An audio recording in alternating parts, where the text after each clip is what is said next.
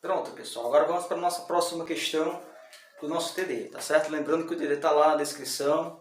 Pega lá, acompanha a questão, acompanha a resolução e depois resolve as que ficarem, né? As que não deram para a gente resolver aqui, você vai lá e resolve, tá ok? Então vamos agora para a nossa questão, a próxima questão a ser resolvida. Vamos lá. Então é a questão 6. A questão 6 diz o seguinte: um adolescente vai a um parque de diversões tendo prioritariamente o desejo de ir a um brinquedo que se encontra na área 4, dentre as áreas 1, 2, 3, 4 e 5 existentes. O esquema ilustra o mapa do parque, com a localização da entrada das 5 áreas, com os brinquedos disponíveis e dos possíveis caminhos para se chegar a cada área. O adolescente não tem conhecimento do mapa do parque e decide ir caminhando da entrada até chegar à área 4. Aí você observa, né, o mapazinho, né, do parque, bem estranho, tá certo? Então vamos lá, continuando. Suponha que, relativamente a cada ramificação, as opções existentes de percurso pelos caminhos apresentem iguais probabilidades de escolha e que a caminhada foi feita escolhendo ao acaso os caminhos existentes e que, ao tomar um caminho que chegue a uma área distinta da 4, o adolescente necessariamente passa por ela ou retorna. Para poder chegar na área 4, né? Se ele vai num local que não dá certo, ele retorna.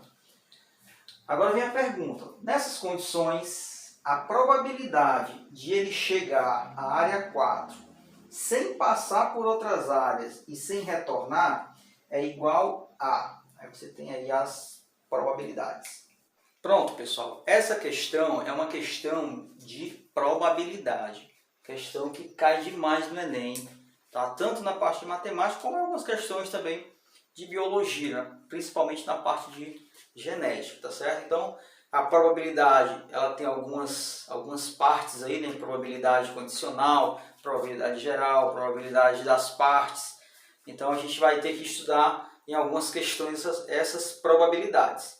Essa questão, né, aqui, que é trazida nesse TD, é para vocês relembrarem aquela situação do ou e do i.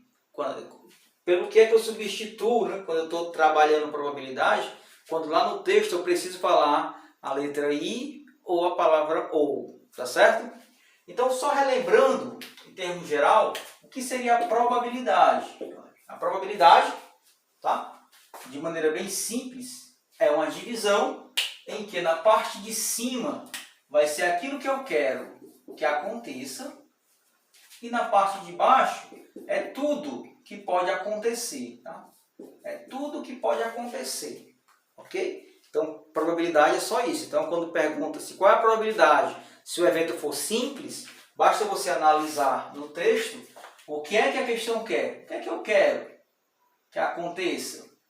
O que é que pode acontecer? Né? Tudo aquilo que pode acontecer. Um exemplo bem simples, só para a gente estar massificando esse textozinho que eu estou falando aqui. Qual é a probabilidade de eu jogar um dado comum, né, não viciado, de 6 faces? Qual é a probabilidade de eu obter um número ímpar? Então, probabilidade de obter um número ímpar. Divisão, o que é que eu quero? Um número ímpar. E um dado comum, há quantos números ímpares? 3 números ímpares, né? O número 1, o número 3 e o número 5. Então, o que eu quero está em 3 possibilidades.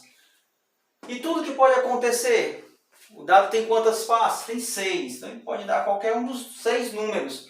Mas o que eu quero é um dos 3 números ímpares.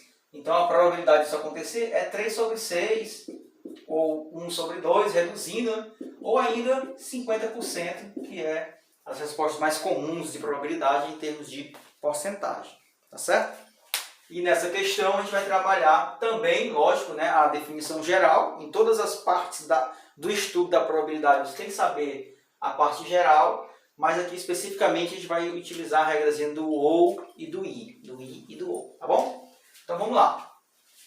A questão fala que a pessoa, né, o adolescente, vai entrar aqui no parque e vai... a questão que é a probabilidade dele entrar e ir direto para a região 4, sem passar por outras áreas e sem retornar. Porque se ele viesse aqui e entrasse na área 2, ele teria que retornar para ir para a área 4. Se ele viesse aqui e passasse pela área 3, ele ia chegar na área 4, mas a questão não quer que ele passe por outras áreas, nem que ele retorne, tá certo? Então, quais são os caminhos possíveis, analisando o desenho, quais são os caminhos possíveis disso acontecer? Ora, o adolescente iria entrar no parque, iria vir por aqui e chegar na área 4. Observe que esse caminho aqui, ele não retornou e não passou por outras áreas. Vou chamar esse caminho de caminho A, tá ok? Ou então, ele poderia entrar no parque e pegar esse outro caminho aqui, ó, e chegar na área 4. Vou chamar isso aqui de caminho B, ok? Então, qual é a probabilidade dele pegar o caminho A ou o caminho B? Vamos calcular primeiro a probabilidade dele pegar esse caminho A.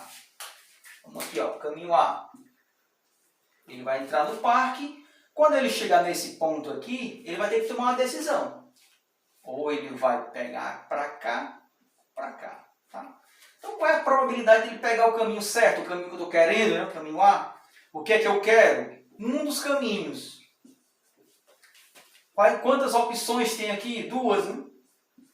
Ele pode descer ou ele pode seguir, tá certo? Então, essa é a probabilidade dele pegar o caminho que eu estou fazendo aqui, o caminho A, ok? Então, tomou essa decisão. Quando chega bem aqui, ele vai tomar outra decisão, né? Porque ele tem a opção de descer ou de passar direto. Eu também estou querendo uma das duas, né? Então, a probabilidade dele pegar o caminho certo é também 1 sobre 2, né? Uma em duas que podem acontecer. Quando ele chegar bem aqui, nesse outro nó aqui, ele tem 3 opções, né? Ele poderia subir para cá, ir direto ou descer.